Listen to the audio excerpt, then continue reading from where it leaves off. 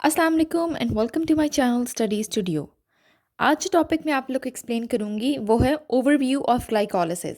लेकिन इससे पहले कि इसकी डिटेल पे मैं मूव ऑन करूं, please do subscribe my channel so that you can get more videos. अच्छा, अगर हम अब ओवरव्यू ऑफ ग्लाइकोलिसिस की बात करें तो बेसिकली ग्लाइकोलिसिस का पाथवे क्यों होता है। ये तमाम टिश्यूज़ में सबसे पहली बात ग्लाइकोलिसिस होता है और ये आपके पास जो है ऑक्सीडेशन ऑफ ग्लूकोज होती है इस पाथवे से, ताकि आपके पास एटीपी की प्रोडक्शन हो सके। ठीक है। अच्छा, अगर हम अब ग्लाइकोलिसिस की बात करें तो हम इसको ये भी कहते हैं कि it's a hub of carbohydrates. ठीक है। जो भी आपके पास शुगर्स हैं, जो भी आपके पास सपोज हम लैक्टोज की बात कर लेते हैं, माल्टोज की बात कर लेते हैं, एट द एंड उन्होंने कन्वर्ट ग्लूकोज में ही होना है। जब वो ग्लूकोज में जो है वो कन्वर्ट होते हैं तो डेफिनेटली ग्लूकोज फिर मेटाबोलाइज आगे से होती है थ्रू द ग्लाइकोलिसिस प्रोसेस और आपके पास जो है एटीपी की प्रोडक्शन होती है। अब अगर हम ग्लाइकोलिसिस की बात करें तो ग्लाइकोलिसिस का जो है एंड प्रोडक्ट जो है वो पायरोवेट होता है। ठीक है। लेकिन ये एंड प्रोडक्ट आपके पास जो है ग्लाइकोलिसिस में एरोबिक कंडीशन में होता है। ठीक है। एरोबिक कंडीशन नाम बता रहा है कि आपके पास in the presence of oxygen होगा। जब आपके पास सरप्लस अमाउंट ऑफ ऑक्सीजन होती है तो आपके पास जो है वो एरोबिक ग्लाइकोलिसिस होती है। और उसमें क्या होता है कि जो ग्लूकोज है after going through different steps and reactions वो कन्वर्ट होता है into 2 molecules of pyruvate. Pyruvate कह लें या पायरोविक एसिड कह लें, एक ही बात है। ठीक है। ये जो एरोबिक ग्लाइकोलिसिस आपके पास होती है ये माइटोकॉन्ड्रिया में होती है। ठीक है। और आपको पता है कि आपके पास जो है वहाँ पे ही एटीपी की प्रोडक्शन होती है। ठीक है। अब एरोबिक ग्लाइकोलिसिस आपके पास जो है बेसिकली फर्दर फिर वो ऑक्सीडेटिव डीकार्बोक्सिलेशन करवाती है आपके पायरोवेट की, और वो आपके पास जो है वो क्रैब साइकिल में जो है वो कन्वर्ट हो जाता है। मतलब जो पायरोवेट है वो आपके पास ऑक्सीडेटिव डीकार्बोक्सिलेशन होकर जो है एसिटाइल को ए में कन्वर्ट हो जाता है, और जो एसिटाइल को ए है वो फिर आपके पास जो है फिर टीसीए साइकिल कह लें, जिसको हम क्रैब साइकिल कहते हैं, या टीसीए का मतलब होता है ट्राई कार्बोक्सिलिक एसिड साइकिल। ठीक है। टीसीए साइकिल और क्रैब साइकिल एक ही साइकिल का नाम है। बैक इन एफएससी जो है वो हम लोग ये ग्लाइकोलिसिस और जो है वो ये क्रैब साइकिल जो है वो पढ़कर थोड़ा बहुत आए होते हैं। ठीक है।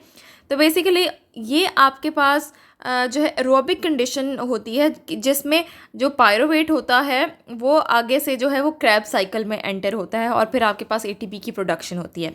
ये सारा मामला होता है एरोबिक कंडीशन में। अगर मैं बात करूँ एनारोबिक कंडीशन में, एनारोबिक कंडीशन में आपके पास जो 2 पायरोवेट के मॉलिक्यूल्स बनते हैं, ठीक है, ग्लूकोज से, वो कन्वर्ट होते हैं या तो लैक्टिक एसिड में, या लैक्टेट भी कहते हैं इसको, या फिर वो एथेनॉल और कार्बन डाइऑक्साइड में जो है उसकी कन्वर्जन हो जाती है। ठीक है। अब आपके पास मतलब लैक्टिक एसिड की फॉर्मेशन अगर हम बात करें तो ये आपके पास जो है कुछ बैक्टीरियाज जो है वो लैक्टिक एसिड की फॉर्मेशन करवाते हैं, और कुछ मैमल्स के मसल्स में जो है वो लैक्टिक एसिड की फॉर्मेशन होती है। इसकी सबसे बड़ी एग्जांपल मैं आपको देती हूँ। अगर हम ह्यूमंस जो हैं अगर हम अपनी बात करें तो when your body is low on oxygen और लो ऑन एनर्जी, ठीक है, जब आप एक्सरसाइज करते हैं तो जाहिर बात है आपने कभी जो है गौर किया तो आप ज़ोर ज़ोर से सांस भी लेते हैं, क्योंकि जो है वो आपके पास जो है वो ऑक्सीजन की बेसिकली वहाँ पे कमी भी हो रही होती है, तभी आप जो है वो ज़ोर ज़ोर से सांस भी लेते हैं ताकि आपकी एनर्जी रिक्वायरमेंट पूरी हो सके। तो बेसिकली ये जो लैक्टिक एसिड की फॉर्मेशन है ये आपके पास जो है उस कंडीशन में होती है, लैक्टेट की फॉर्मेशन। ठीक है। When your body is low on oxygen, lack of oxygen की वजह से जो है, लेकिन आपको एनर्जी रिक्वायरमेंट भी है क्योंकि जाहिर बात है आपको एनर्जी तो चाहिए, तो फिर आपके पास उस केस पे जो है वो लैक्टेट की फॉर्मेशन होती है। ठीक है। सेकेंडली अगर हम लैक्टेट की बात करें तो आपके पास लैक्टेट की फॉर्मेशन होती है उन जगहों पे जहाँ पे बेसिकली आपके पास माइटोकॉन्ड्रिया नहीं होता। ठीक है।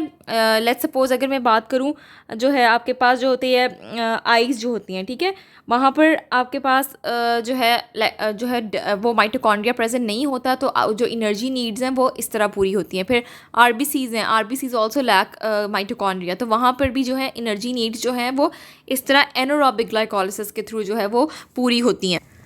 मोर ओवर जहाँ पर जो है लैक ऑफ ऑक्सीजन होती है, मतलब हाइपोक्सिया कंडीशन, हाइपोक्सिया कंडीशन वो होती है जहाँ पे ऑक्सीजन की कमी होती है, ठीक है, वो वाली कंडीशन होती है। तो उस कंडीशन में भी जो है वो आपके पास जो है वो एनारोबिक ग्लाइकोलिसिस ही होती है, ठीक है।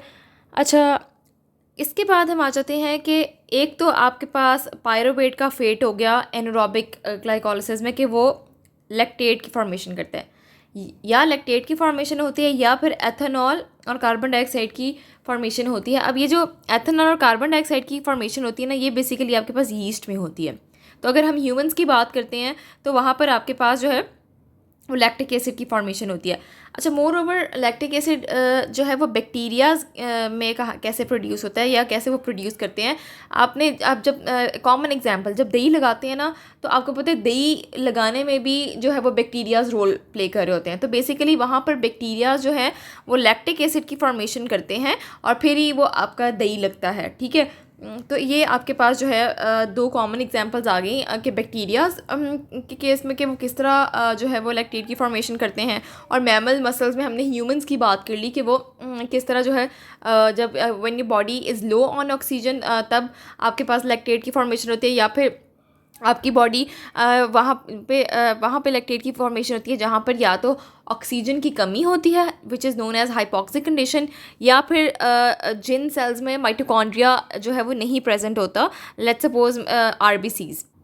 क्योंकि जाहिर है आपके पास माइटोकॉन्ड्रिया की प्रेजेंस अगर नहीं है किसी सेल में या किसी जगह पे, एनर्जी तो चाहिए है, ठीक है। तो वो एनर्जी आपके पास फिर एनारोबिक ग्लाइकोलिसिस के थ्रू आती है, ठीक है।